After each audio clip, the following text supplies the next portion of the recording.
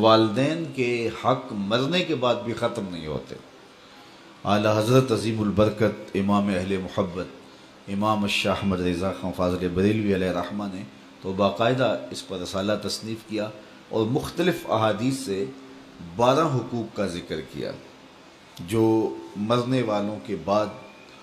ان کی اولاد کے ذمے عائد ہوتے ہیں۔ ایک حدیث میں 4 حقوق کا ذکر ہے، ان میں سے سب سے پہلا حق یہی ہے الصلاۃ علیہما، ان پر جنازہ پڑھنا،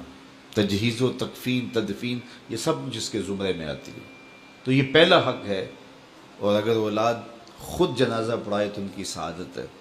اور کسی نیک صالح شخص سے جنازہ پڑھوایا جائے، اس کا اہتمام کیا جائے، اور اولاد خود بھی جنازہ پڑھنے کی اہلیت اور صلاحیت رکھتی ہو تو یہ کتنی بڑی بات ہے۔ دوسرا حق استغفار لہما، ان کے لیے بخشش کی دعا کرنا، مرنے والوں کو